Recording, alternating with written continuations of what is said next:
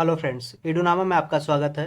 आज हम स्टार्ट करेंगे 10वें चैप्टर लुसेंट एमसीक्यू सीरीज, जिसमें ऑलरेडी हमने 5 पार्ट कवर कर दिया जो प्लेलिस्ट में दे दिया गया है, तो आप जाकर उन्हें देख लें। सल्तनत काल से स्टार्ट करते हैं जो 1206 से 1526 ईस्वी तक रहा। तो आइए स्टार्ट करते हैं दिल्ली सल्तनत चैप्टर से। गजनी का वह प्रथम शासक कौन था जो खलीफाओं से सुल्तान की उपाधि धारण कर सुल्तान कहलाने वाला प्रथम शासक बना था? महमूद गजनवी। महमूद गजनवी, ठीक है। महमूद गजनवी के सभी आक्रमणों 1000 ईस्वी से 1026 ईस्वी के बीच में सर्वाधिक महत्वपूर्ण आक्रमण कौन सा था? सोमनाथ मंदिर पर आक्रमण, जो 1025-26 में हुआ था। महमूद गजनवी के भारत पर आक्रमण का उद्देश्य क्या था? उद्देश्य था कि मध्य एशिया में आकर एक बड़े साम्राज्य की स्थापना के लिए धन प्राप्त करना था। मध्य एशिया में, सेंट्रल एशिया में एक बड़े साम्राज्य की स्थापना के लिए धन प्राप्त करना उसका मुख्य उद्देश्य था। भारत पर आक्रमण करना महमूद गजनवी का। महमूद गजनवी के भारत पर आक्रमण के समय भारत आए विद्वान अलबरूनी ने किस महत्वपूर्ण ग्रंथ की रचना की है? किताब उल हिंद। किताब उल हिंद की रचना की है अलबरूनी ने, जो महमूद गजनवी के साथ भारत आया था। दिल्ली सल्तनत की दरबारी भाषा क्या थी? फारसी भाषा थी। आगरा नगर की स्थापना किसके द्वारा की गई थी? सिकंदर लोदी के द्वारा, जिसे निजाम खान की उपाधि से सम्मानित किया गया है। निम्नलिखित में से वह दिल्ली का सुल्तान कौन था जिसकी मृत्यु चौगान या पोलो खेलते हुए हुई थी? कुतुबुद्दीन ऐबक को। कुतुबुद्दीन ऐबक, जिसे लाख बख्श भी कहा गया है। कुब्बत उल इस्लाम मस्जिद का निर्माण किसके द्वारा किया गया था? कुतुबुद्दीन ऐबक के द्वारा कुब्बत उल इस्लाम मस्जिद का निर्माण किया गया था। तराइन की पहली लड़ाई 1191 में हुई थी। किसके बीच हुई थी? ये मोहम्मद गोरी और पृथ्वीराज चौहान के बीच हुई थी पहली युद्ध, जिसमें से मोहम्मद गोरी है जो पहले में पराजित हुई और पृथ्वीराज चौहान है जो जीत गया था। लेकिन 1192 में तराइन की दूसरी युद्ध हुई, जिसमें मोहम्मद गोरी विजय हुई और पृथ्वीराज चौहान है जो पराजित होगा और उसको मौत दे दिया गया था मोहम्मद गोरी के द्वारा। निम्नलिखित में से किस खिलजी शासक ने दिल्ली के राज सिंहासन पर बैठने के लिए अपने ससुर की हत्या कर दी थी? अलाउद्दीन खिलजी ने। रजिया सुल्तान किसकी बेटी थी? इल्तुतमिश की। मोहम्मद गोरी विजित प्रदेशों की देखभाल के लिए निम्नलिखित में से किस विश्वसनीय जनरल को छोड़कर गया था? कुतुबुद्दीन ऐबक को। किसके शासनकाल में सबसे अधिक मंगोल आक्रमण हुए थे? अलाउद्दीन खिलजी के समय, जिसे शानी सिकंदर का उपाधि दिया गया था। तराइन के द्वितीय युद्ध में किसने किसको पराजित किया था? मोहम्मद गोरी ने पृथ्वीराज चौहान को पराजित किया था। तराइन के द्वितीय युद्ध 1192 ईस्वी में। सन 1329 और 1330 के बीच किसने तांबे के सिक्के कॉपर कॉइन्स के रूप में प्रमाण स्वरूप मुद्रा सांकेतिक मुद्रा टोकन करेंसी प्रचलित किया था? मोहम्मद बिन तुगलक ने। 1329 और 1330 के बीच कॉइन्स, जो कॉपर कॉइन्स के रूप में मुद्रा सांकेतिक मुद्रा टोकन करेंसी को प्रचलित किया था मोहम्मद बिन तुगलक ने, जिसे रक्त पिपासु भी बोला गया है। दिल्ली के किस सुल्तान को इतिहासकारों ने विरोधों का मिश्रण बताया है? मोहम्मद बिन तुगलक को विरोधों का मिश्रण बताया है। लोदी वंश का अंतिम शासक कौन था? इब्राहिम लोदी, जिसे 1526 में पानीपत के प्रथम युद्ध में बाबर द्वारा पराजित किया गया। इनाम भूमि किसे दिया जाता था? इनाम भूमि विद्वान और धार्मिक व्यक्ति को इनाम भूमि दिया जाता था। उत्तरी भारत, नॉर्थ इंडिया की प्रथम मुस्लिम महिला शासक, दिल्ली पर राज करने वाली महिला शासक थी रजिया सुल्तान। ये इल्तुतमिश की बेटी थी। दिल्ली के प्रथम सुल्तान कौन थे जिन्होंने दक्षिण भारत को पराजित करने का प्रयास किया था? अलाउद्दीन खिलजी ने मलिक काफूर को इसका सेनापति नियुक्त किया था। यात्री यबन बतूता कहाँ से आया था? ये मोरक्को से आया था। मोरक्को, जो अफ्रीका महाद्वीप में है। यात्री यबन बतूता कहाँ से आया था? मोरक्को से आया था। भारत पर प्रथम तुर्क आक्रमण करने वाला कौन था? महमूद गजनवी। भारत पर प्रथम तुर्क आक्रमण करने वाला महमूद गजनवी था। और याद रखिएगा, बाबर ने जो बाबरनामा लिखा था वो तुर्की भाषा में ही लिखा था। कौन अपने को बुद्ध शकीन या मूर्ति भंजक कहता था? महमूद गजनवी। महमूद गजनवी अपने आप को बुद्ध सिक्कन या मूर्ति भंजक, मूर्ति को तोड़ने वाला कहलाता था। महमूद गजनवी ने कौन सी उपाधि धारण किया था? यामुन उद दौला, साम्राज्य का दाहिना हाथ, और यमीन उल मिल्लत, मुसलमानों का संरक्षक किसे कहा जाता था? अमीन उल मिल्लत और यामीन उद दौला, जो साम्राज्य का दाहिना हाथ कहलाता था। ये महमूद गजनवी को दोनों उपाधि मिला था। महमूद गजनवी ने भारत में प्रथम आक्रमण किस राज्य के विरुद्ध किया था? ये हिंदू शाही या ब्राह्मण शाही, जो हिंदू शाही या ब्राह्मण शाही के राज के विरुद्ध किया था। हिंदू शाही राज की राजधानी कहाँ थी? उद्भांडपुर, ओहिंद या बहिंद, उद्भांडपुर, ओहिंद या बहिंद, ठीक है। महमूद गजनवी का भारत में अंतिम आक्रमण किसके विरुद्ध हुआ था? जाट के विरुद्ध। महमूद गजनवी का भारत में अंतिम आक्रमण 1027 में हुआ था, जो जाटों के विरुद्ध हुआ था। हिंदू शाही राज्य का कौन सा शासक तुर्कों से बार बार पराजित होने के कारण ग्लानिवश आत्मदाह कर लिया था? हिंदू शाही राज्य का कौन सा शासक था जो तुर्कों से बार बार पराजित होने के कारण अपने मतलब ग्लानिवश, अपमानवश आत्मदाह कर लिया था, सुसाइड कर लिया था? ठीक है, जयपाल ने ये क्वेश्चन पूछा गया है। महमूद गजनी किस वंश का था? ये यामिनी वंश का था, यामिनी वंश का महमूद गजनी था, तो नी से याद रखिएगा, ठीक है, गजनी यामिनी। महमूद गजनवी के साथ भारत आने वाले इतिहासकारों में कौन शामिल नहीं था? शाहनामा का लेखक फिरदौसी शामिल नहीं था, ठीक है। किताब उल हिंद के लेखक अलबोर्नी था, वो शामिल था। तारीख ए यामिनी का लेखक उत्वी भी था।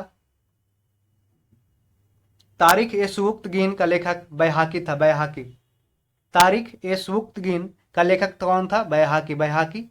उत्वी, तारीख ए यामिनी का लेखक उत्वी, किताबुल हिंद का लेखक अलबोर्नी, ये पूछा जाता है, ठीक है, किताबुल हिंद। तो आप ध्यान रखिएगा, ये इसमें फिरदौसी है जो महमूद गजनवी के साथ भारत आने वाले इतिहासकारों में से शामिल नहीं है, जबकि अलबोर्नी, उत्वी, बैहाकी है। महमूद गजनवी के आक्रमण के परिणाम स्वरूप कौन सा शहर फारसी संस्कृत का केंद्र बन गया? ये लाहौर है जो फारसी संस्कृत का केंद्र बन गया।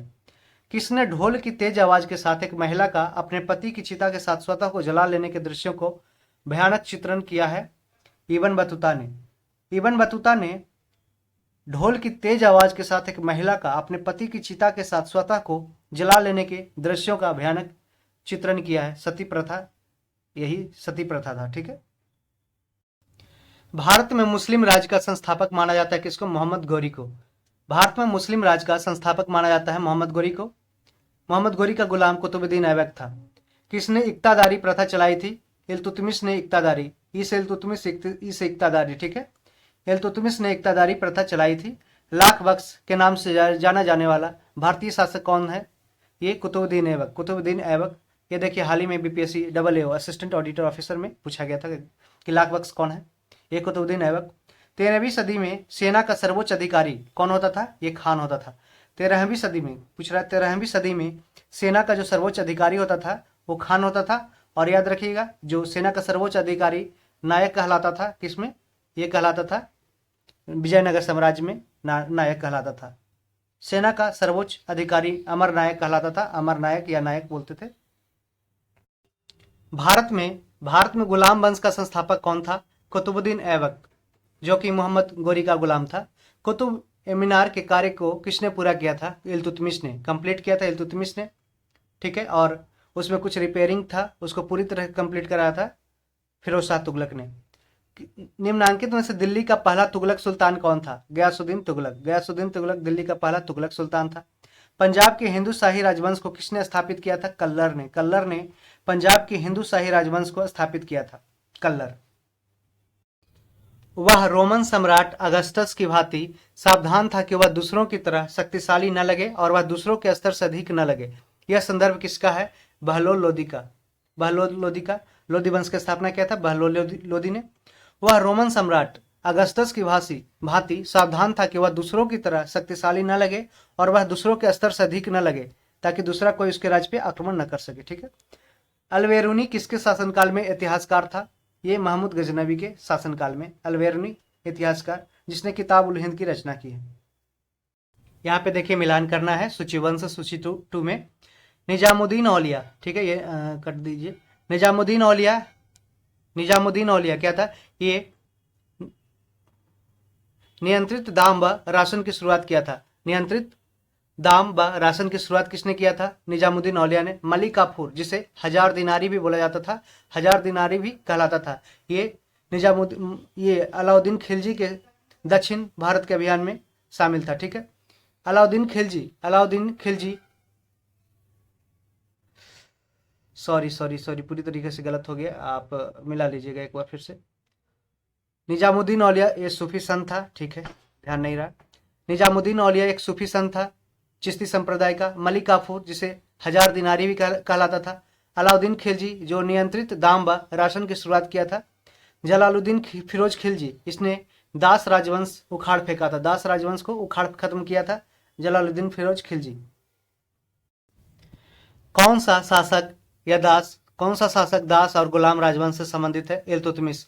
याद रखिए, गुलामों का गुलाम किसे कहा गया? इल्तुतमिश। गुलामों का गुलाम मतलब कि कुतुबुद्दीन ऐबक का गुलाम इल्तुतमिश था और कुतुबुद्दीन ऐबक खुद गुलाम था वो मोहम्मद गोरी का। ठीक है, तो गुलामों का गुलाम इल्तुतमिश को कहा गया है।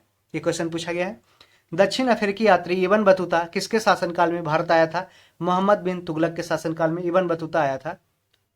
महमूद गजनवी ने भारत पर कितनी बार आक्रमण किया था? 17 बार किया था, 17 बार। लास्ट 1027 में जाटों के खिलाफ और 1025-26 में सोमनाथ पे किया था। किसने अपने आप को खलीफा घोषित किया था? मुबारक शाह खिलजी ने। मुबारक शाह खिलजी ने अपने आप को खलीफा घोषित किया था। लोधी वंश का संस्थापक कौन था? बहलोल लोधी। बहलोल लोधी लोधी वंश का संस्थापक था।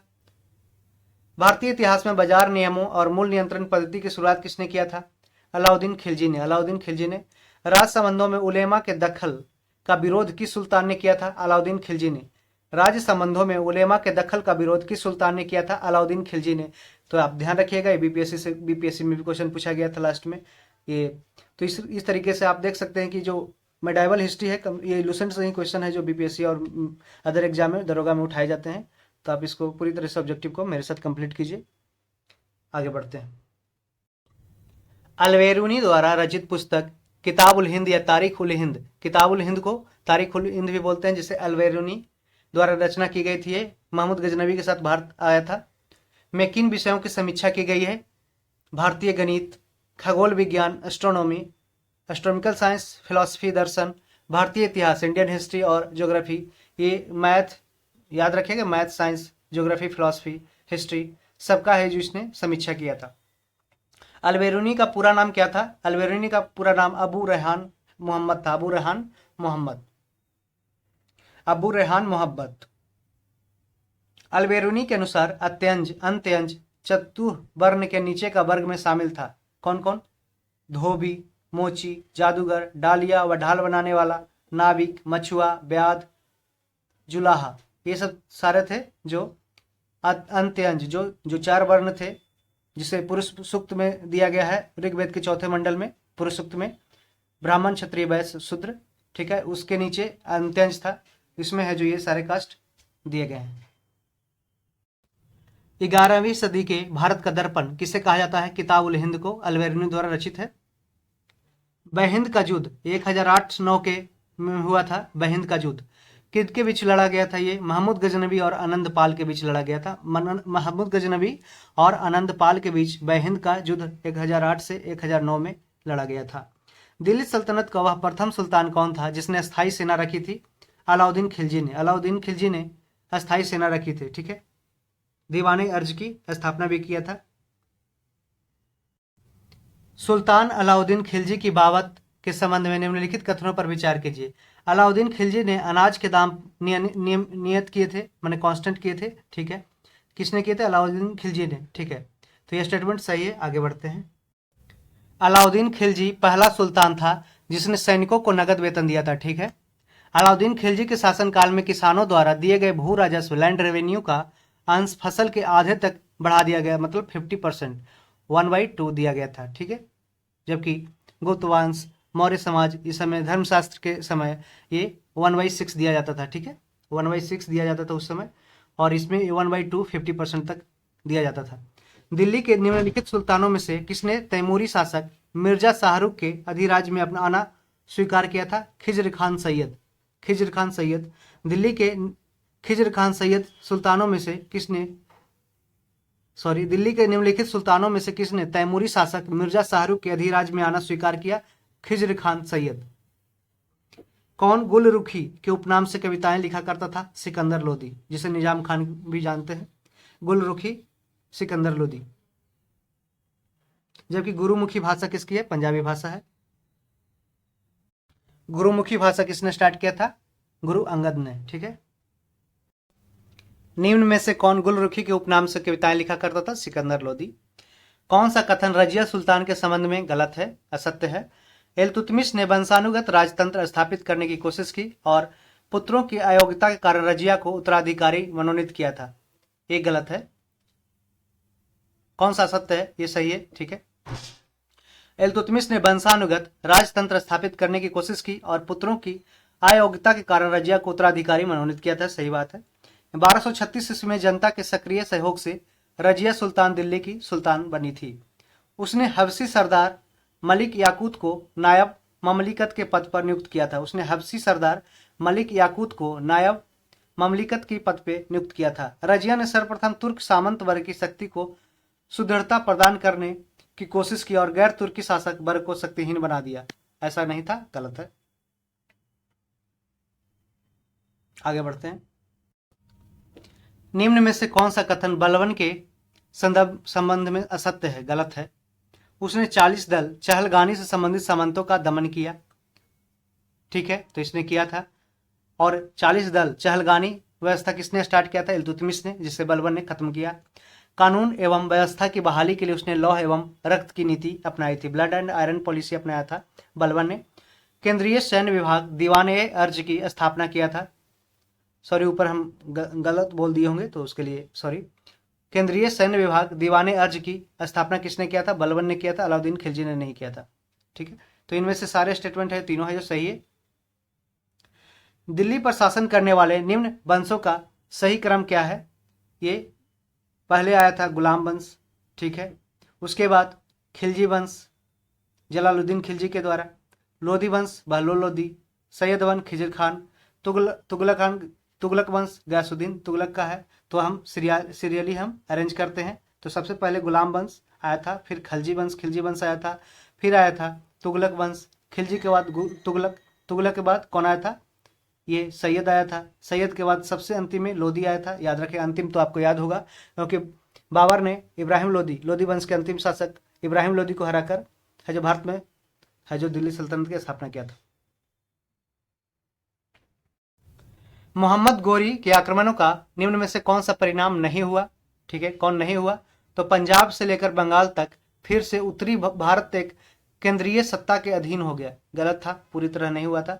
भू राजस्व से प्राप्त आर्थिक साधन अप्रत्यक्ष रूप से शासकों के हाथों में केंद्रित हो गया। ठीक है, उत्तरी भारत में एक नगरीय क्रांति का सूत्रपात हुआ था।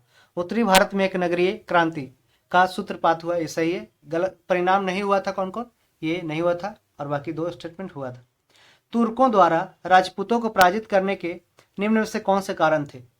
उनके समाज का पृथकतावादी एवं अनुदार होना। ठीक है, तुर्कों द्वारा राजपूतों को पराजित करने के निम्न में से कौन से कारण थे? उनके समाज का, राजपूत समाज का पृथकतावादी, जो एक दूसरे से अलग होने स्टार्ट कर दिया, एवं अनुदार होना, ये उसकी पराजित होने का कारण था। पहला, असमानता पर आधारित जाति व्यवस्था। असमानता पर आधारित जाति व्यवस्था था। विज्ञान एवं प्रौद्योगिकी की अवनति, जो साइंस एंड टेक्नोलॉजी था उसमें बहुत ज़्यादा वो इनोवेटिव नहीं था, बहुत ज़्यादा प्रॉस्पर नहीं था। ठीक है, भारतीयों की शांति एवं अहिंसा की नीति। भारतीयों की शांति एवं अहिंसा की नीति ऐसा नहीं था कुछ। तो स्टेटमेंट 1 to 3 यह जो तुर्कों द्वारा राजपूतों को पराजित करने के लिए 3 कारण थे। गुलाम वंश के आरंभिक शासकों का निम्न में से कौन सा सही अनुक्रम है? ठीक है, तो पहले कुतुबुद्दीन ऐबक, फिर आया था आराम शाह, आया था कुछ ही दिन के लिए आया था। आराम शाह के बाद आया था इल्तुतमिश, आया था इल्तुतमिश जो कुतुबुद्दीन ऐबक का गुलाम था। रजिया सुल्तान उसके बाद इल्तुतमिश की बेटी रजिया सुल्तान जो पहली मुस्लिम शासक बनी। अलाई दरवाजा निम्न में से किसका मुख्य द्वार है? अलाई दरवाजा कुतुब मीनार का है, जो दिल्ली में है कुतुब मीनार, जहाँ पे चंद्रगुप्त विक्रमादित्य का लौह स्तंभ भी रखा हुआ है, आयरन पिलर। अब सुमेलित करना है कि हिंदुओं द्वारा दिया जाने वाला भूमि कर क्या कहलाता था? खराज कहलाता था। खराज, हिंदुओं द्वारा दिया जाने वाला भूमि कर कहलाता था खराज। और युद्ध की लूट में राज का 1/5 भाग क्या कहलाता था? खुम्स कहलाता था। खुम्स, युद्ध की लूट में राज का 1/5 भाग क्या कहलाता था? खुम्स कहलाता था। मुस्लिमों द्वारा दिए जाने वाला भूमि कर क्या कहलाता था? ये उस्र कहलाता था। उस्र कहलाता था। मुस्लिमों द्वारा मुस्लिम द्वारा दिए जाने वाला भूमि कर उस्र कहलाता था। और हिंदुओं द्वारा दिए जाने वाला भूमि कर खराज कहलाता था। खराज। मुस्लिमों पर लगने वाला धार्मिक कर जो कहलाता था जकात कहलाता था। जकात, मुस्लिमों पर लगने वाला धार्मिक कर कहलाता था जकात।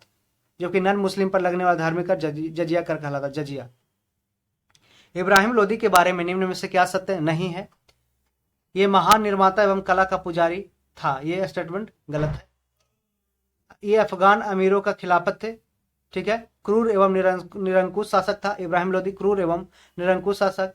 अफगान अमीरों का के खिलाफ था। दौलत खान ने काबुल के शासक बाबर को, दौलत खान ने काबुल के शासक, कहाँ के शासक था बाबर? काबुल के, अफगानिस्तान की राजधानी काबुल के शासक बाबर को इब्राहिम लोदी को हराने के लिए बुलाया था। किसने? दौलत खान ने। अमीर खुसरो के संबंध में निम्न से कौन सा कथन सत्य है?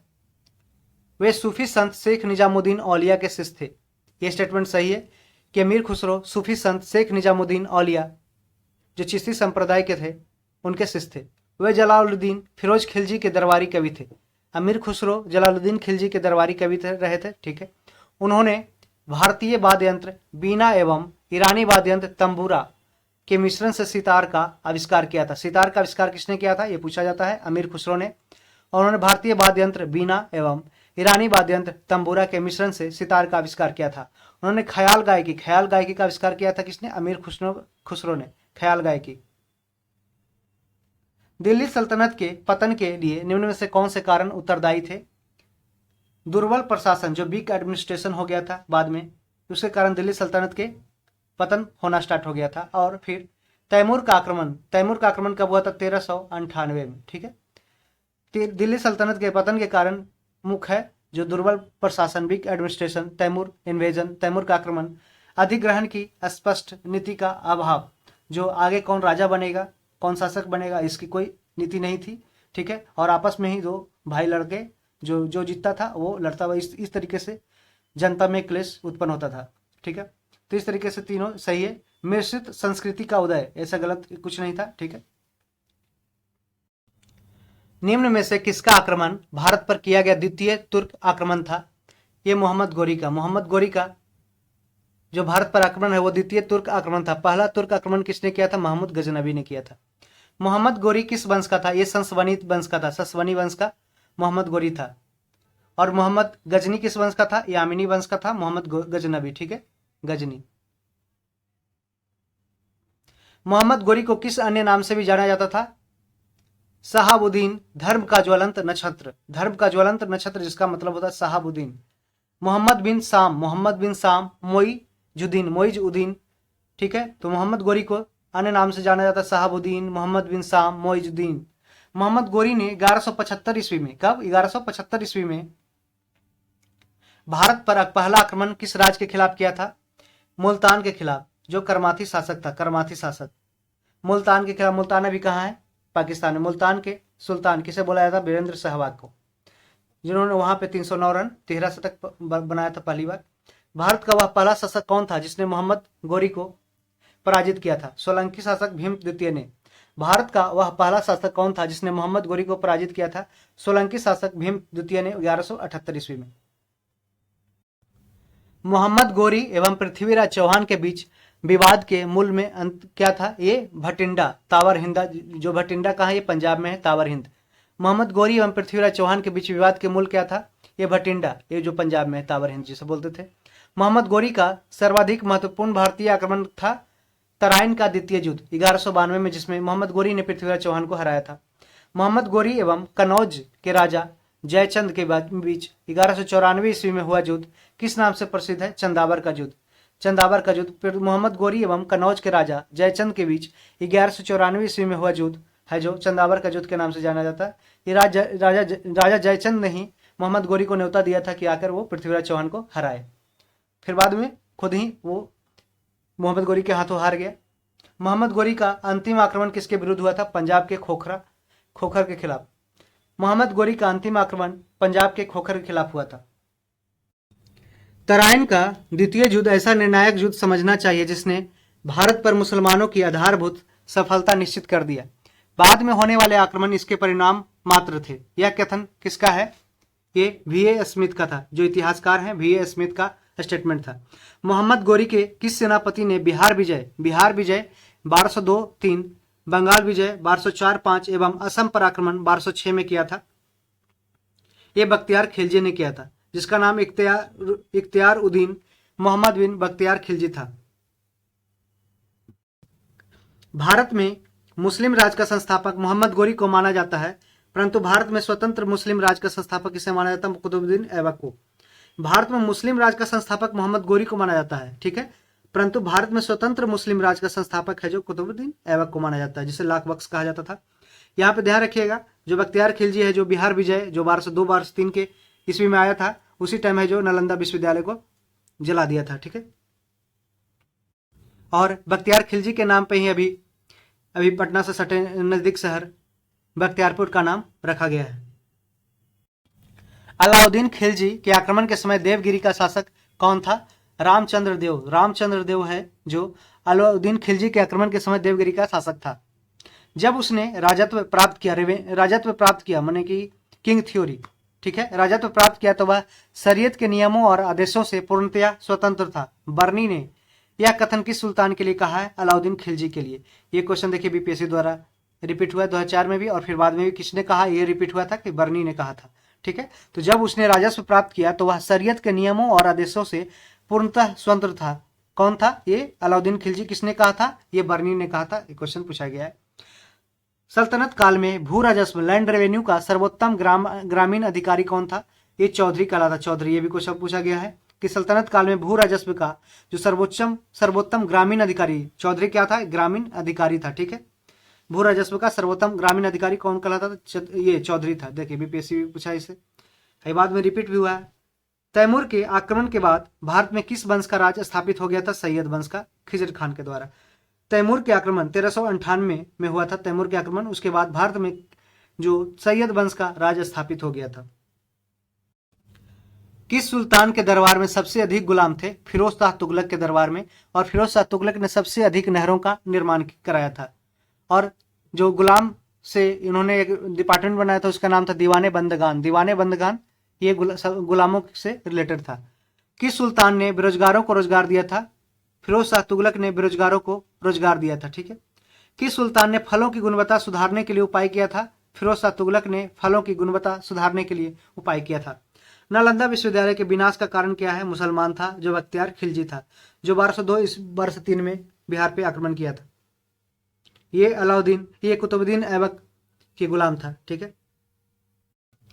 तबकात ए नासिरी का लेखक कौन था? मिनहाज उस सिराज। कई बार बीपीएससी द्वारा रिपीट किया गया क्वेश्चन कि तबकात ए नासिरी का लेखक कौन था? मिनहाज उस सिराज, जिसमें बिहार का जिक्र है। अलाई दरवाजा का निर्माण किस सुल्तान ने करवाया था? अलाउद्दीन खिलजी ने। अलाई दरवाजा अलाउद्दीन, अल्लाह से अलाउद्दीन, ठीक है। कुतुबुद्दीन ऐबक की राजधानी कहाँ थी? ये लाहौर थी। कुतुबुद्दीन ऐबक की राजधानी कहाँ थी? लाहौर थी, जिसे बाद में इल्तुतमिश ने लाहौर से दिल्ली ट्रांसफर कर दिया था। अलाउद्दीन खिलजी के प्रसिद्ध सेनापतियों में किसकी मंगोलों के विरुद्ध लड़ते हुए मृत्यु हो गई थी? जफर खान का। अलाउद्दीन खिलजी के, देखिए अब ये क्वेश्चन पूछा गया, जब अलाउद्दीन खिलजी के प्रसिद्ध सेनापति कौन था? जफर खान। ये पूछा गया है, देखिए लूसेंट से उठा रहा है बहुत क्वेश्चन बीपीएससी।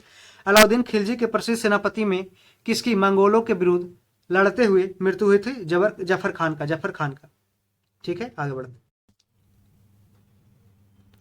कौन भूमि उत्पाद पर लगने वाले करों को इंगित करता है? खराज, उस्र और मुक्तई। खराज, उस्र, मुक्तई, ये तीनों है जो भूमि उत्पाद पर कर लगने वाले कर हैं। इसका व्याख्या हम लोग ऊपर देख चुके हैं, ठीक है। आगे बढ़ते हैं। तुगलकनामा के रचनाकार का नाम क्या है? अमीर खुसरो। अमीर खुसरो, ये देखिए यहां से कंफ्यूज मत होइएगा, ठीक है। तो तुगलकनामा का लेखक था अमीर खुसरो। अमीर खुसरो। भारत में मोहम्मद गोरी ने किसको प्रथम इक्ता प्रदान किया था? भारत में मोहम्मद गोरी ने कुतुबुद्दीन ऐबक को प्रथम इक्ता मतलब होता है जमीन का टुकड़ा या एक क्षेत्र होता है, ठीक है, जो राज करने के लिए दिया जाता था। भारत में मोहम्मद गोरी ने सबसे पहले कुतुबुद्दीन ऐबक को प्रथम इक्ता प्रदान किया था। किस सुल्तान के काल में खालिसा भूमि अधिक पैमाने पर विकसित हुई थी? अलाउद्दीन खिलजी के समय। किस सुल्तान के काल में खालिसा भूमि अधिक पैमाने पर विकसित हुई थी? अलाउद्दीन खिलजी के समय। तो ये खालसा भूमि होता था क्या? ये खालसा भूमि सरकार के अंतर्गत जो शासक था उसके अंतर्गत जो भूमि होता था उसे सरकारी, जैसे सरकारी भूमि होता है उसे जैसे अभी घर में जरूर बोलते हैं उसको खालिसा भूमि बोलते थे, ठीक है। सबसे अधिक था अलाउद्दीन खिलजी के समय। सल्तनत काल के सिक्के टंका, ससगनी व जितल किन धातुओं के बने हुए थे? देखिए टंका है जो चांदी का बना हुआ था, ससगनी है जो चांदी का बना हुआ था, और जितल है जो कॉपर तांबा का बना हुआ था। तो ध्यान रखिएगा, टंका से आपको याद रहेगा, टंका है जो चांदी का, ससगनी चांदी का, ससगनी सिल्वर याद है, टंका चांदी, और जितल है जो तांबा से, ता जितल में ता आ रहा है, इसमें भी ता आ रहा है, ठीक है, तो जितल तांबा, ठीक है। अमीर को ही कृषि विभाग नामक एक नया विभाग किस सुल्तान द्वारा स्टार्ट किया गया था? ये मोहम्मद बिन तुगलक के द्वारा स्टार्ट किया गया था कृषि विभाग। अमीर को ही पूछा जाता है। अमीर खुसरो ने, ठीक है, किसके विकास में अग्रगामी की भूमिका निभाई थी? खड़ी बोली की। अमीर खुसरो ने खड़ी बोली की विकास की में भूमिका निभाई थी। तैमूर लंग ने किसके शासनकाल में भारत पर आक्रमण किया था? नसरुद्दीन महमूद तुगलक के एनएमटी नसरुद्दीन मोहम्मद तुगलक के शासनकाल में तैमूर लंग ने है जो भारत पर आक्रमण किया था। कब किया था? 1398 में। इसके बाद है जो खिज्र वंश की स्थापना हो गई थी। सल्तनत काल की दो प्रमुख मुद्राओं का पता निम्नलिखित कोट से करें, ठीक है। ये जितल है और टंका है। अभी हम लोग देखें जितल किससे है, ये तांबा का बना हुआ था, और टंका चांदी का, और ससगनी चांदी का। भारत रुपया सबसे पहले स्टार्ट किया गया था, किसने किया था? शेरशाह सूरी ने। भारत में पोलो खेल का प्रचलन किया था किसने? तुर्कों ने जो टर्की के था। भारत में पोलो खेल का प्रचलन किया था। किसने एक तरफ संस्कृत मुद्रा लेख के साथ चांदी के सिक्के निर्गत किए थे? महमूद गजनवी ने। किसने एक तरफ संस्कृत मुद्रा लेख और दूसरे के साथ चांदी के सिक्के, मतलब उस पे है जो संस्कृत का मुद्रा लेख करवाया था, वो महमूद गजनवी ने करवाया था चांदी के सिक्के पे। अलाउद्दीन खिलजी के निम्न सेनाध्यक्षों में कौन सा तुगलक वंश का प्रथम सुल्तान बना? कौन बना था? ये इसको देखते हैं। अलाउद्दीन खिलजी के निम्न सेनाध्यक्षों में कौन सा तुगलक वंश का प्रथम सुल्तान बना था? गाजी मलिक। जवाबित क्या थे? ये राजकानून जवाबित थे, ठीक है। किस राजवंश के अंतर्गत बिजारत का चरमोत्कर्ष हुआ था? बिजारत का तुगलक वंश के समय। तो ध्यान रखिएगा, ये तो 3 क्वेश्चन इंपॉर्टेंट है। जवाबित क्या था? ये राजकानून था, स्टेट लॉ हुआ था, करता था। और किस राजवंश के अंतर्गत बिजारत का चरमोत्कर्ष हुआ था? तुगलक के समय। और अलाउद्दीन खिलजी के सेनाध्यक्षों में तुगलक वंश का प्रथम सुल्तान कौन बना था? गाजी मलिक। अलाउद्दीन के दक्षिणी अभियान धन प्राप्ति के अभियान थे। ये सही है, धन प्राप्ति के अभियान थे अलाउद्दीन के दक्षिणी अभियान, जिसे मलिक को काफूर को दिया गया था सेनापति के रूप में। और मलिक काफूर को 1 हजारी भी बोले, दिन हजारी भी बोले, 1 हजारी बोला जाता है। वह दक्षिणी राज्यों को कब्जे में करना चाहता था, ऐसा नहीं था, ठीक है। तो स्टेटमेंट ए सही है, किंतु आर गलत है। आप लोग ध्यान रखिएगा, मलिक काफूर को 1000 दिनारी कहा जाता था, जो अलाउद्दीन खिलजी के दक्षिण भारत अभियान का सेनापति था। किसने सिकंदर सानी द्वितीय सिकंदर की उपाधि धारण की थी? अलाउद्दीन खिलजी ने सिकंदर सानी यानी द्वितीय सिकंदर की उपाधि धारण की थी। सिक्कों पर खलीफा का नायब खुदवाने वाला भारत का प्रथम सुल्तान कौन था? फिरोज शाह तुगलक। सिक्कों पर खलीफा का नायब खुदवाने वाला भारत का प्रथम सुल्तान बना था, ये था फिरोज शाह तुगलक। सैयद उस सलातीन की उपाधि किसने धारण की? फिरोज शाह तुगलक ने। सैयद उस सलातीन की उपाधि फिरोज शाह तुगलक। किससे कुरान का पाठ करने वाला भी कहा जाता था? कुतुबुद्दीन ऐबक को कुरान को पठन करने वाला, कुरान का पाठ करने वाला कहा जाता था कुतुबुद्दीन ऐबक को। यहाँ पे मिलान करना है लेखक और उसका पुस्तक, ठीक है। तो जियाउद्दीन बर्नी का पुस्तक बार बार पूछता है, ठीक है। जियाउद्दीन बर्नी ने पुस्तक लिखी है तारीख है फिरोज शाही। ये क्वेश्चन पूछा है, तारीख है फिरोज शाही किसने लिखा है? क्वेश्चन पूछा है कई बार। तारीख है फिरोज शाही किसने लिखा है? जियाउद्दीन बर्नी ने। और हसन निजामी ने कौन सा बुक लिखा है? ताजुल मासीर किसके द्वारा? ये हसन निजामी के द्वारा ताजुल नासिर पुस्तक लिखी गई है। मिनहाज उस सिराज किसने लिखा है? ये तबकात ए नासरी बुक लिखा है मिनहाज उस सिराज ने। तबकात ए नासरी बुक लिखा है मिनहाज उस सिराज ने। याहिया बिन अहमद सरहिंदी, इसे लिखा है तारिक ए मुबारक शाही। सॉरी, आप उल्टा देख लीजिएगा, पुस्तक और इधर है और लेखक इधर है। तो तारिक ए मुबारक शाही किसने लिखा है? सरहिंदी ने लिखा है।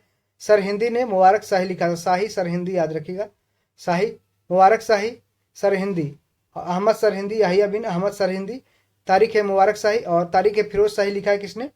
जियाउद्दीन बर्नी ने। और हसन निजामी ने ताजुल मासिर लिखा है। एक बार ध्यान रखिएगा, देखिए जियाउद्दीन बर्नी क्या लिखा है? तवाकत, तारीख ए फिरोज शाही, ठीक है। हसन निजामी ताजुल मासिर, मिनहाज उस सिराज लिखा है तबकात ए नासरी, और याहिया बिन अहमद सरहिंदी लिखा है तारीख ए मुबारक शाही। आगे बढ़ते हैं। तौल की सबसे छोटी इकाई कौन है? इसमें रत्ती है। अभी भी हम लोग कहते हैं कि रत्ती भर है, ठीक है, मैंने बहुत छोटा, ठीक है। रक्तिका जो संस्कृत पद से लिया गया है, ठीक है। प्रसिद्ध कवि अमीर खुसरो किसके दरबार में रहे? ये मोहम्मद बिन तुगलक के। और तुगलकनामा का इन्होंने रचना किया था अमीर खुसरो ने मोहम्मद बिन तुगलक के शासनकाल में रहा। किसके सल्तनत काल में प्रचलित डाक व्यवस्था, डाक सिस्टम का विस्तृत विवरण दिया गया है? इब्न बतूता के द्वारा। तैमूर लंग ने किस वर्ष में भारत पर आक्रमण किया था? सॉरी, यहाँ पे 1398 होगा, देखते हैं एक बार। तो ध्यान रखिएगा आप लोग, तैमूर लंग ने 1398 ईस्वी में भारत पर आक्रमण किया था, ठीक है।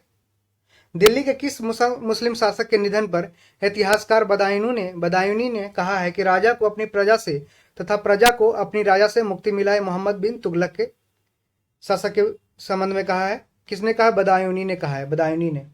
दिल्ली के सुल्तान बलबन का पूरा नाम क्या था? गयासुद्दीन बलबन।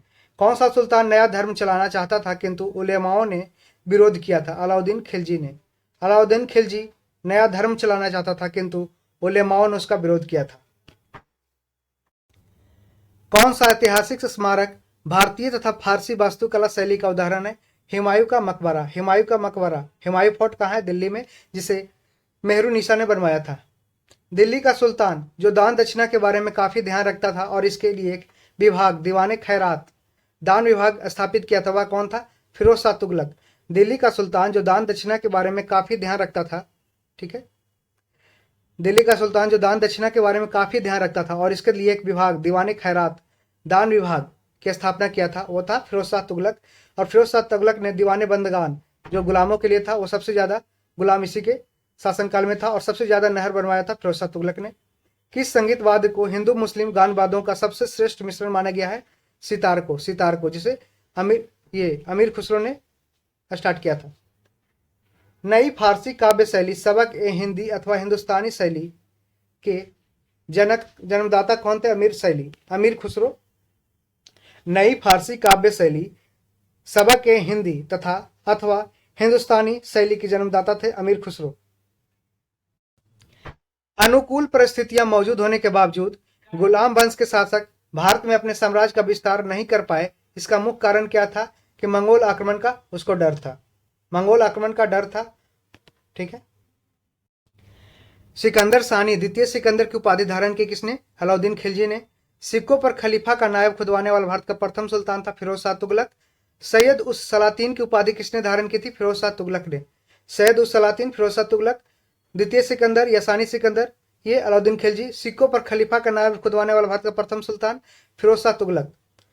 किसे कुरान का पाठन करने वाला भी कहा जाता था? कुतुबुद्दीन ऐबक को, जिसे लाख बख्श भी कहा गया है। किस सल्तनत कालीन शासक को मिनहाज उस सिराज ने हातिम ताय द्वितीय की संज्ञा दी है? कुतुबुद्दीन ऐबक को। हातिम ताय द्वितीय की संज्ञा किसको दी गई? कुतुबुद्दीन ऐबक को मिनहाज के द्वारा। 2.5 दिन का झोपड़ा मस्जिद अजमेर का निर्माण किसने करवाया था? कुतुबुद्दीन ऐबक ने 2.5 दिन का झोपड़ा मस्जिद अजमेर में निर्माण करवाया था। ये पहले क्या था? एक पुस्तकालय था, ठीक है। कौन अपने को ईश्वर का अभिशाप कहता था? चंगेज खान जो मंगोल आक्रमणकारी था, चंगेज खान, वो अपने आप को ईश्वर का अभिशाप कहलाता था, ठीक है। किसे बगदाद के खलीफा ने मंसूर स्वीकृति पत्र या मानाभिषेक प्रदान किया? इल्तुतमिश को। किसे बगदाद के खलीफा ने मंसूर स्वीकृति पत्र और मानाभिषेक पत्र प्रदान किया था? इल्तुतमिश को। दिल्ली सल्तनत का पहला सुल्तान कौन था जिसने दोआब के आर्थिक महत्व को समझा था? इल्तुतमिश ने। दोआब 2 नदियों के बीच की भूमि को दोआब कहते थे। पंजाब जैसे 5 नदियों के बीच की भूमि पंजाब कहलाती है। तो दिल्ली सल्तनत का पहला सुल्तान इल्तुतमिश था जिसने दोआब के आर्थिक महत्व को समझा था।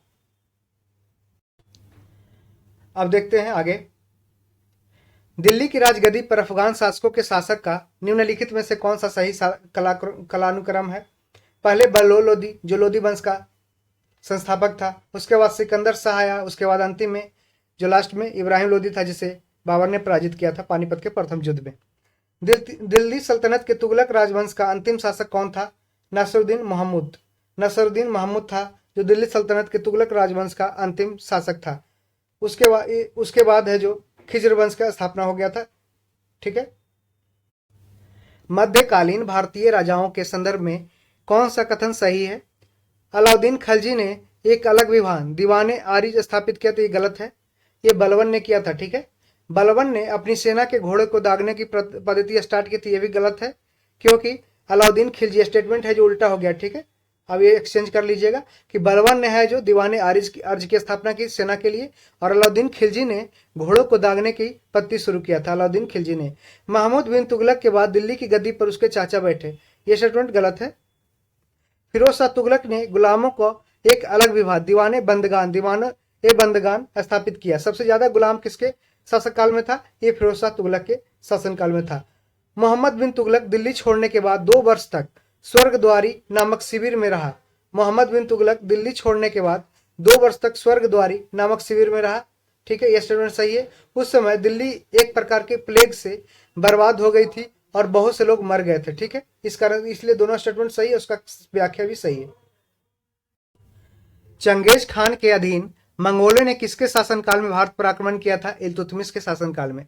याद रखिएगा, क्वेश्चन कई बार पूछा गया है कि चंगेज खान के अधीन मंगोलों ने किसके शासनकाल में भारत पर आक्रमण किया था? इल्तुतमिश के समय। युग में कौन सा सही रूप से सम्मिलित है? ठीक है, ये देखते हैं। दीवाने बंदगान ये तुगलक वंश से फिरोज शाह तुगलक के द्वारा स्टार्ट किया गया था। दीवाने बंदगान जो एक विभाग था गुलामों के लिए। दीवाने मुस्तकराज बलबन के द्वारा नहीं, दीवाने को ही ये है जो मोहम्मद बिन तुगलक के द्वारा स्टार्ट किया गया था, जो कृषि से संबंधित था। ठीक है। और दीवाने अर्ज क्या था? दीवाने अर्ज सेना से संबंधित था, ये बलबन के द्वारा स्टार्ट किया गया था। ठीक है। सल्तनत काल में फवाजिल का अर्थ क्या था? इक्तादारों द्वारा सरकारी खजानों में जमा की जाने वाली अधिशेष राशि। जो इक्तादार जिसको भूमि मिलता था उसके द्वारा सरकारी खजाने में जो जमा की जाने वाले अधिशेष जो बच गई जिसे बोलते हैं अधिशेष राशि, उसे फाजिल, जैसे हम लोग नहीं बोलते हैं कि अभी फाजिल हो गया, फाजिल माने थोड़ा सा जो ज्यादा बच गया। ठीक है, तो सल्तनत काल में से फवाजिल बोलते थे। ठीक है। दिल्ली का सुल्तान जो भारत में नहरों के सबसे बड़े जाल का निर्माण करने के लिए प्रसिद्ध है, वह कौन था? फिरोज शाह तुगलक। प्रारंभ में भारत में तुर्की प्रशासन सैनिक प्रधान था। भारत में तुर्की सब प्रशासन सैनिक प्रधान था, सही है। अग्रणी सैनिक नायकों के बीच देश को एकता के रूप में खंड विभाजित कर दिया गया था। ठीक है, तो ये सही, दोनों स्टेटमेंट सही है कि प्रारंभ में भारत में तुर्की प्रशासन सैनिक प्रधान था और अग्रणी सैनिक नायकों के बीच देश को एकता के रूप में खंड विभाजित कर दिया गया था। तो स्टेटमेंट दोनों सही है और उसकी सही व्याख्या भी करता है। अपनी शक्ति को समेकित करने के बाद बलबन ने भव्य उपाधि कौन सी धारण की थी? जिले इलाही कौन था? बलबन अपनी शक्ति को जो पहचान करने के लिए, अपनी शक्ति को बढ़ाने के लिए। ठीक है, तो बलबन ने भव्य उपाधि धारण की थी, जिले इलाही।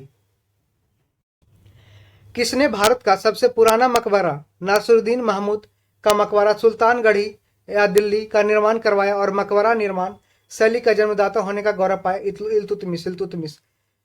इल्तुतमिश ने भारत का सबसे पुराना मकबरा नासिरुद्दीन महमूद का मकबरा सुल्तानगढ़ी दिल्ली में है जो उसका निर्माण करवाया और मकबरा निर्माण शैली का जन्मदाता होने का गौरव पाया इल्तुतमिश द्वारा बनवाया गया अतारकीन का दरवाजा जो कि अकबर के बुलंद दरवाजा का प्रेरणा स्रोत बना, वो कहाँ स्थित है? नागौर, जोधपुर, राजस्थान में। नागौर वही जगह है जहाँ पे राजस्थान में है जहाँ पे 2 अक्टूबर 1859 को पंडित जवाहरलाल नेहरू के द्वारा पंचायती राज व्यवस्था को लागू किया गया था प्रथम बार। किसने 40 तुर्की सरदारों को लेकर तुर्कान ए चिहलगानी या चालीसा दल का गठन किया था? इल्तुतमिश ने। और इसको खत्म किसने किया था? बलबन ने इसे खत्म किया था। ठीक है, और स्टार्ट किया था इल्तुतमिश ने। कौन राज दरबार में बलबन का सर्व प्रमुख प्रतिद्वंदी था? इमामुद्दीन रेहान। राज दरबार में बलबन का सर्व प्रमुख प्रतिद्वंदी कौन था? रेहान था। बलबन ने ही सिजदा एवं पैबोस की प्रथा को स्टार्ट किया था। मतलब कि अगर राजा के पास आप जाते हैं तो पैर सर झुकाकर जाइए और उसके पैर को चूमते हुए आना है, ठीक है। और ब्लड एंड आयरन की पॉलिसी भी स्टार्ट किया था बलबन ने। दीवाने अर्ज, जो सेना का गठन करने के लिए उन्हें दीवाने अर्ज का स्थापना किया था। यहाँ देखिए आ गया कि किसने चहलगानी या जालिसा दल का पूर्णतः सफाया किया था? बलबन ने, जिसका पूरा नाम गयासुद्दीन बलबन था। किसके राज्यकाल में लखनौती बंगाल की राजधानी में तुगरील खान का विद्रोह और दमन हुआ था? बलबन के समय। ये देखिए बीपीएससी लास्ट में 68 या 67 बीपीएससी पीटी में पूछा गया क्वेश्चन है कि किसके राज्यकाल में लखनौती बंगाल की राजधानी में तुगरील खान का विद्रोह और दमन हुआ? बलबन के समय। लखनौती जो बंगाल की राजधानी थी। बलबन ने वित्त विभाग, दीवाने बिजारत देख लिए कि कौन था? ये वित्त विभाग था। किसके द्वारा स्टार्ट किया? बलबन ने वित्त विभाग दीवाने बिजारत से अलग कर एक अलग संस्था के रूप में सैन्य विभाग दीवाने आरिज या अर्ज की स्थापना की, जिसका उद्देश्य था कि आंतरिक विद्रोहों का दमन करना, जो इंटरनल जो रिवोल्ट होते थे उसको खत्म करना और मंगोल आक्रमणकारियों को रोकना था। मंगोल आक्रमणकारियों को रोकना और आंतरिक विद्रोहों को दमन करना इसका दीवाने अर्ज का काम था। देखिए किसने राज दरबार में सिजदा, घुटनों पर बैठकर शीश नवाना एवं पाबोस, पांव को चूमना की परिपाटी चलाई थी? बलबन ने। तो आगे बढ़ते हैं। बलबन ने अपने को कुलीन साबित करने के लिए शाहनामा में वर्णित किस प्रसिद्ध तुर्की योद्धा का वंशज होने का दावा किया था? अफर सियाब का दावा किया था, जो तुर्की योद्धा था। वह अत्यंत गंभीर मुद्रा में दरबार में बैठता था। दरबार में वह न तो खुद हंसता था और न ही किसी को हंसी मजाक या फालतू बात करने की इजाजत देता था। यह किसने कहा? यह उक्ति किससे संबंधित है? बलबन से। बलबन है जो अत्यंत गंभीर मुद्रा में दरबार में बैठता था, जैसे अभी गौतम गंभीर है। दरबार में वह न तो खुद हंसता था और न ही किसी को हंसी मजाक या फालतू बात करने की इजाजत देता था, वह था बलबन। किसने कैलूगढ़ी या किलोखरी के राजमहल में अपना राज्याभिषेक किया और उसे अपनी राजधानी बनाया था? जलालुद्दीन फिरोज खिलजी ने किलोखरी के राजमहल में अपना राज्याभिषेक किया और उसे अपनी राजधानी बनाया था। जलालुद्दीन फिरोज खिलजी के शासनकाल में घटनाएं कौन घटी थी? ये सभी घटनाएं घटी थी, जैसे कड़ा मानिकपुर के सूबेदार मलिक काफूर का विद्रोह। कड़ा मानिकपुर का जो सूबेदार था मलिक काफूर, उन्होंने विद्रोह किया था। दिल्ली के एक दरवेश सीधी मौला का षड्यंत्र, ठीक है। दिल्ली के एक दरवेश सीधी मौला का षड्यंत्र था, ये जलालुद्दीन खिलजी के समय हुआ था। उलुग के नेतृत्व में मंगोलों की मुसलमान बनना, नव मुसलमान एवं उनके द्वारा दिल्ली के बाहर मुगलपुरा नामक बस्ती बसाना। दिल्ली के बाहर मुगलपुरा नामक बस्ती कौन बसाया था? जलालुद्दीन खिलजी ने, ठीक है। उलुग के नेतृत्व में मंगोलों का मुसलमान बनना, नव मुसलमान जो कहलाया था। तो ये सारे घटनाएं घटी थी जलालुद्दीन खिलजी के शासनकाल में। दक्षिण पर प्रथम मुस्लिम आक्रमण देवगिरी के यादव शासक रामचंद्र पर किया गया आक्रमण किसके समय में हुआ था? जलालुद्दीन फिरोज शाह खिलजी के समय। दक्षिण पर प्रथम मुस्लिम आक्रमण हुआ था देवगिरी के यादव शासक रामचंद्र पर किया गया आक्रमण किसके समय में हुआ था? जलालुद्दीन फिरोज खिलजी के समय। और उसके बाद अलाउद्दीन खिलजी ने दक्षिण पर आक्रमण स्टार्ट किया, तो उस समय के भी राजा देवगिरी के शासक थे रामचंद्र यादव। राजकीय खर्च से व्यय से संबंधित विभाग दीवाने वकूफ सृजित करने का श्रेय दिल्ली के किस सुल्तान को हो? जलालुद्दीन खिलजी को दीवाने वकूफ, जो राजकीय खर्च से व्यय से संबंधित विभाग है। अलाउद्दीन खिलजी का मूल नाम क्या था? अली गुरसाप। अलाउद्दीन खिलजी का मूल नाम, जो ओरिजिनल नाम था, वो अली गुरसाप था, ठीक है। अलाउद्दीन खिलजी के सेनापतियों के नेतृत्व में गुजरात विजय अभियान के क्रम में खंभात से किसे खरीदा गया, जिसने बाद में दक्षिण भारत के विजय का नेतृत्व किया था? मलिक काफूर, जिसे 1000 दिनारी कहा गया क्योंकि उसे 1000 दिनार में खरीदा गया था। किसके द्वारा? अलाउद्दीन खिलजी के द्वारा, गुजरात विजय अभियान के क्रम में खंभात से। अलाउद्दीन खिलजी के समय में मलिक काफूर के नेतृत्व में दक्षिण अभियान 1307 से 1312 ईस्वी में किया गया। इस अभियान में पराजित राज्यों का क्रम क्या था? पहले देवगिरी, जो रामचंद्र देव उसके शासक थे, उसके बाद वरंगल को हराया, उसके बाद होयसल कर्नाटक में को हराया, मदुरै जो तमिलनाडु उसको हराया, ठीक है। तो ये अलाउद्दीन खिलजी के अभियान था। अलाउद्दीन खिलजी ने कहाँ के शासक को 6 महीने तक राजधानी दिल्ली में रखा? रायरायन राजाओं का राजा का उपाधि दी तथा गुजरात का नवसारी जिला जहाँ पे दांडी है, ठीक है, जहाँ पे गांधी जी ने दांडी मार्च किया था, नवसारी जिला में है। उपाधि थी गुजरात का नवसारी जिला उसके राज्य में शामिल करवा दिए देवगिरी के शासक रामचंद्र को, ठीक है। अलाउद्दीन खिलजी ने देवगिरी के शासक रामचंद्र को 6 महीने तक राजधानी दिल्ली में रखा। राय रायान राजाओं को राजा की उपाधि दी तथा गुजरात का नवसारी जिला उसके राज्य में शामिल करवा दिए, ठीक है। किसने? अलाउद्दीन खिलजी ने।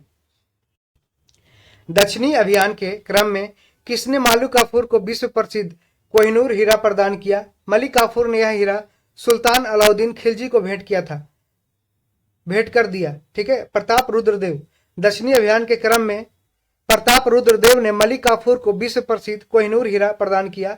मलिक काफूर ने यह हीरा सुल्तान अलाउद्दीन खिलजी को भेंट कर दिया, ठीक है। तो प्रताप रुद्रदेव। किसने कहा था कि मैं ऐसे आदेश देता हूं जो राज्य के लिए हितकर है, मैं यह नहीं जानता कि शरीयत में इसकी इजाजत है या नहीं। अलाउद्दीन खिलजी ने ऐसा कहा था। अलाउद्दीन खिलजी ने किसके कहने पर सिकंदर महान के समान विश्व विजय की योजना को त्याग दिया था? अलाउल मुल्क के कहने पे, इसलिए उसे सिकंदर एसानी, दूसरा सिकंदर अलाउद्दीन खिलजी को बोला जाता है। उसने भी सोचा था कि हम विश्व विजय करें, लेकिन अलाउल मुल्क के द्वारा कहने पे वो सिकंदर का ख्वाब है जो खत्म कर दिया था अलाउद्दीन खिलजी ने। किसने 4 अध्यादेश 4 ऑर्डिनेंसेज जब्ती, गुप्तचर प्रणाली का गठन, दिल्ली में मद्य निषेध, अमीरों के मेल मिलाप पर पाबंदी जारी किया था? अलाउद्दीन खिलजी ने। किसने 4 अध्यादेश 4 ऑर्डिनेंस जब्ती, गुप्तचर प्रणाली का गठन, दिल्ली में मद्य निषेध, अमीरों के मेल मिलाप पर पाबंदी जारी किया था? अलाउद्दीन खिलजी ने। अमीरों के मेल मिलाप पे इसलिए पाबंदी उसने लगाया था क्योंकि वो सारे मिल करके हमारे वो शासक के खिलाफ है जो कुछ ऐसा भड़काओ, कुछ षड्यंत्र न रच ले जहां पे उसके शासन को खतरा पहुंचे, ठीक है। किस सुल्तान ने एक नया मंत्रालय दीवाने रियासत वाणिज्य मंत्रालय, दीवाने रियासत क्या था? वाणिज्य, कॉमर्स मिनिस्ट्री की स्थापना किया था? अलाउद्दीन खिलजी ने। अलाउद्दीन खिलजी ने जो प्राइस कंट्रोल, जो वस्तुओं का है जो प्राइस है जो कीमत में कंट्रोल किया, और अलाउद्दीन खिलजी ने ही मीना बाजार, दिल्ली में मीना बाजार की स्थापना किया था, छोटे छोटे हाट टाइप के मार्केट स्टार्ट किया था। किसने सैन्य शासन के क्षेत्र में दाग, घोड़ों पर दाग अर्थात चिन्ह लगाना एवं हुलिया सैनिक के पहचान चिन्ह का प्रचलन किया था? अलाउद्दीन खिलजी ने। और सैनिकों को कैश पेमेंट, जो जमीन न देकर उन्होंने उसको कैश पेमेंट दिया था, स्टार्ट किया था, ठीक है। तो देखिए क्वेश्चन आ गया कि किस सुल्तान ने सैनिकों को भू अनुदान के लिए लैंड ग्रांट के स्थान पे नकद वेतन, जो कैश पेमेंट है, जो भी भारत इंडियन गवर्नमेंट भी पे करती है, सारे इंडिया में वही होता है, देने की प्रथा को चलाया था? अलाउद्दीन खिलजी के द्वारा। अलाउद्दीन खिलजी के द्वारा। एक घोड़ा वाला सैनिक, 2 अस्पा 2 घोड़े वाले सैनिक, प्रथा का प्रारंभ किसने किया था? अलाउद्दीन खिलजी ने। 1 अस्पा 2 अस्पा, ठीक है, प्रथा का प्रारंभ किया किसने था? अलाउद्दीन खिलजी ने। तो आपसे पूछा जा सकता है कि ये अस्पा क्या है? 1 अस्पा 2 अस्पा ये क्या है? एक घोड़ा है, 1 घोड़ा वाला सैनिक है, 2 घोड़ा वाला सैनिक है, ठीक है। अलाउद्दीन खिलजी के राजस्व प्रणाली, रेवेन्यू सिस्टम के सुधार के संबंध में कौन सा कथन सही है? ये देखते हैं। ये पहला है, भूमि अनुदानों की समाप्ति, भूमि अनुदान लैंड ग्रांट खत्म कर दिया, उसके स्थान पे इन्होंने कैश पेमेंट स्टार्ट किया सैनिकों के लिए, ठीक है। मुकदमों, खूतों व चौधरियों, मोरलैंड के शब्दों में मध्यस्थ वर्ग कौन कौन था?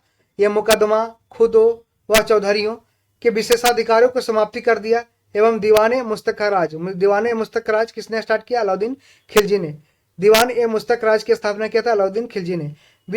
बिस्वा के आधार पर भूमि की पैमाइश कर, बिस्वा माने बिगहा के आधार पर भूमि की पैमाइश कर सकल उत्पाद का, ग्रॉस प्रोडक्ट का 50% खराज है जो भू राजस्व निर्धारित किया था, ठीक है। 1/2 माने 50% पहले बोले थे कि जो बिस्वा के आधार पर भूमि की पैमाइश कर, नाप कर एक सकल उत्पाद का 50% रेवेन्यू है जो उन्होंने निर्धारित किया था। जकात, जजिया, खुम्स, गनीमा की नई दर निर्धारित किया था। जकात, जजिया, खुम्स, गनीमा की नई दर है जो उन्होंने निर्धारित किया था। सराय अदल निम्नलिखित में से किसका बाजार था? सराय अदल ये वस्त्र एवं अन्य वस्तुओं का बाजार था। वस्त्र, सराय अदल जो वस्त्र का बाजार था एवं अन्य वस्तुओं का। दिल्ली स्थित सिरी का किला, सिरी फोर्ट, 1000 सतून राजमहल, 1000 खंभों का वाला राजमहल के निर्माण का श्रेय किसे है? अलाउद्दीन खिलजी को। अलाउद्दीन खिलजी ने दिल्ली में सिरी का किला, सिरी फोर्ट एवं 1000 खंभा, 1000 सतून राजमहल के निर्माण का श्रेय जाता है, ठीक है, इससे जाता है। किसने रस्म ए मियान, बीच का रास्ता व तरीक ए इत्दाल, सुल्तान का तरीका नाम से राजस्व सुधार की व्यवहारिक नीति अपनाई थी? गयासुद्दीन तुगलक ने। गयासुद्दीन तुगलक ने रस्म ए मियान, बीच का रास्ता व तरीक ए इत्दाल, सुल्तान का तरीका नाम से राजस्व सुधार की व्यवहारिक नीति अपनाई थी? गयासुद्दीन तुगलक ने। कौन से सुल्तान की मृत्यु अफगानपुर या तुगलकाबाद में लकड़ी से बने स्वागत भवन के गिरने से हुई थी? गयासुद्दीन तुगलक का। कौन से सुल्तान की मृत्यु अफगानपुर या तुगलकाबाद में लकड़ी से बने स्वागत भवन के गिरने से हुई थी? गयासुद्दीन तुगलक का। नहर निर्माण करने वाला दिल्ली का प्रथम सुल्तान था? गयासुद्दीन तुगलक। नहर का निर्माण करने वाला दिल्ली का प्रथम सुल्तान था? गयासुद्दीन तुगलक। सबसे ज्यादा नहर का निर्माण किया था? ये फिरोज शाह तुगलक। सुल्तान बनने के पूर्व किसका नाम जौना खान था? जौना खान था मोहम्मद बिन तुगलक, MBT को, ठीक है। जौना खान मोहम्मद बिन तुगलक, ठीक है। किसके शासक बनने के उपलक्ष्य में उसका अपना नाम उपनाम अबुल मजाहिद रखा? किसने शासक बनने के उपलक्ष्य में अपना उपनाम जो अबुल मजाहिद रखा था? मोहम्मद बिन तुगलक ने। मोहम्मद बिन तुगलक ने। उन्होंने दिल्ली से देवगिरी या दौलताबाद जो है महाराष्ट्र में, उसका नाम, उसका जो राजधानी बनाया था, दिल्ली से ट्रांसफर किया था दौलताबाद को राजधानी, इसलिए इसका नाम पागल, रक्त पिपासु आदि दिया गया है। मेरा देखिए, मोहम्मद बिन तुगलक के शासनकाल में स्वतंत्र हुए या नव स्थापित राज्यों में एवं सूचित दूसरा है जो राज्यों के संस्थापकों में सम्मिलित करना है, ठीक है।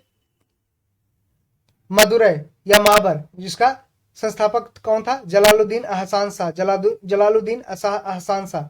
विजयनगर, हरियर एवं बुक्का।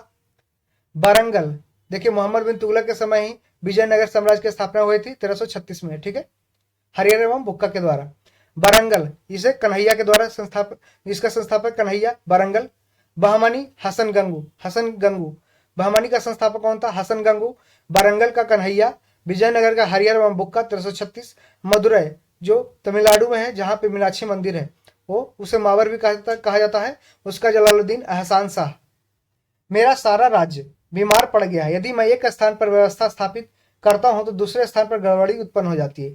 यदि मैं दूसरे स्थान पर ठीक करता हूं तो तीसरे स्थान पर हलचल होने लगती है। यह उक्ति किसकी है? मोहम्मद बिन तुगलक का। तो वो अपने आप को मैंने बदकिस्मत भी मानता था, और उन्होंने टोकन करेंसी ताबा का टोकन करेंसी स्टार्ट किया था, जिसके कारण से उन्होंने है जो टोकन करेंसी है जो स्टार्ट किया था, लेकिन इसके कारण जो पूरा है जो मार्केट में उथल पुथल मच गया था, इस कारण से है जो मोहम्मद बिन तुगलक को है जो कई नामों से पुकारा जाता है। किसके राज्यकाल में सादा अमीरों का विद्रोह हुआ, जिसके चरम परिणति 1347 ईस्वी में बहमनी राज्य की स्थापना में हुई? मोहम्मद बिन तुगलक। मोहम्मद बिन तुगलक के राज्यकाल में सादा अमीरों का विद्रोह हुआ, जिसके चरम परिणति 1347 ईस्वी में बहमनी राज्य की स्थापना में हुई। मोहम्मद बिन तुगलक की मृत्यु कहाँ हुई थी? ये थट्टा में हुआ था। थट्टा में मोहम्मद बिन तुगलक की मृत्यु थट्टा में हुआ था। राजशेखर एवं जिन प्रभासूरी जैसे जैन विद्वानों को किस सुल्तान ने राजकीय संरक्षण दिया था? मोहम्मद बिन तुगलक ने। मोहम्मद बिन तुगलक ने जिन प्रभासूरी जो जैन धर्म के विद्वान थे और राजशेखर, उनको है जो राजकीय संरक्षण प्रदान किया था। कर्पूर मंजरी किसने लिखा था? राजशेखर ने। काव्य मीमांसा राजशेखर। किस सुल्तान ने 24 कष्टदायक करों के स्थान पर केवल 4 कर लगाए थे? ठीक है, फिरोज शाह तुगलक ने। किस सुल्तान ने? फिरोज शाह तुगलक ने 24 कष्टदायकों कर, जो अलग अलग 24 कष्टदायक कर थे, उसके स्थान पर केवल 4 कर लगा दिए थे, ठीक है। निम्नलिखित में से किसने सेना को नकद वेतन देने की व्यवस्था समाप्त कर बजेह भूमि कर वसूलने का अधिकार या इतलाक धनादेश के लिए पत्र के माध्यम से वेतन भुगतान का आदेश दिया? फिरोज शाह तुगलक ने। जबकि ऐसा अलाउद्दीन खिलजी के द्वारा नहीं किया गया, उसे ये सब खत्म कर दिया गया और कैश में पेमेंट दिया गया सेना को। किस सुल्तान ने अपनी आत्मकथा फतुहत ए फिराज सोही लिखा? ये फिरोज शाह तुगलक ने। फिरोज शाह तुगलक। फिरोज शाह तुगलक ने अपनी आत्मकथा फतुहात ए फिरोज शाही लिखी। किस सुल्तान ने हासिल ए सर्व हक ए सर्वा सिंचाई कर नामक एक नया कर लगाया था? फिरोज शाह तुगलक ने। फिरोज शाह तुगलक ने हासिल ए सर्व या हर्क ए सर्व सिंचाई कर नामक एक नया कर लगाया था। उन्होंने सबसे ज्यादा नहर का निर्माण किया था और सबसे पहले किया था फिर गयासुद्दीन तुगलक ने, ठीक है, नहर का निर्माण। फिरोज शाह तुगलक द्वारा स्थापित दार उल सफा क्या था? एक खैराती अस्पताल था, हॉस्पिटल दार उल सफा, जिसे फिरोज शाह तुगलक ने स्थापित किया था। किसने भूमि मापने का पैमाना गज ए सिकंदरी का प्रचलन किया था? सिकंदर लोदी ने, जिसे निजाम खान की भी उपाधि दिया गया था। किस मुस्लिम शासक के सिक्कों पर देवी लक्ष्मी की आकृति बनी हुई है? मोहम्मद गोरी की। किस मुस्लिम शासक के सिक्कों पर देवी लक्ष्मी की आकृति बनी हुई है? मोहम्मद गोरी की। रजिया बेगम को सत्ताच्युत माने सत्ता से हटाने में किसका हाथ था? तुर्कों का हाथ था, तुर्कों का। प्रसिद्ध यात्री इब्न बतूता के विषय में निम्नलिखित कथनों पर विचार कीजिए। वह मोरक्को का यात्री था, अफ्रीकी महाद्वीप मोरक्को का यात्री था, ठीक है। 14वीं सदी में इस उपमहाद्वीप में यात्रा करते हुए उसने किताब उल हिंद में अपने अनुभवों का वृत्तांत किया था। ये गलत है, किताब उल हिंद नहीं, रेहला है, ठीक है, रेहला याद रखिएगा। और किताब उल हिंद किसने लिखा था? अल-बेरूनी ने लिखा था, जो मोहम्मद गजनवी के समय आया था भारत में। वह चीन में दिल्ली के सुल्तान के दूत के रूप में भेजा गया था। चीन में दिल्ली के सुल्तान के दूत के रूप में भेजा गया था मोहम्मद बिन तुगलक के द्वारा। ये तो 1 और 3 सही है। दिल्ली के किस सुल्तान ने ब्राह्मणों पर भी जजिया लगाया था? ये फिरोज शाह तुगलक ने लगाया था। ब्राह्मणों पर भी जजिया लगाया था दिल्ली के सुल्तान फिरोज शाह तुगलक ने। चंगेज खान का मूल नाम क्या था? तेमुचिन था, तेमुचिन। आगे देखते हैं।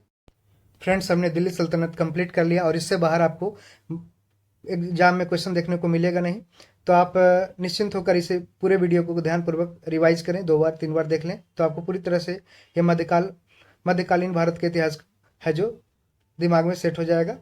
तो इस तरीके से हम अपने वीडियो को समाप्त करते हैं और इसके साथ आपसे एक रिक्वेस्ट है कि आप अपने दोस्तों में इसे शेयर कर दें और खुद सब्सक्राइब कर लें यदि पहली बार चैनल पे आए हैं, और लाइक बटन दबा दें और कमेंट करना ना भूलें। यदि आपके पास कोई सजेशन हो तो आप उसे दे सकते हैं कमेंट बॉक्स में, और कोई भी इंक्वायरी के लिए कांटेक्ट करना हो तो मेरे व्हाट्सएप नंबर दिया गया है, तो आप उसे कांटेक्ट कर सकते हैं।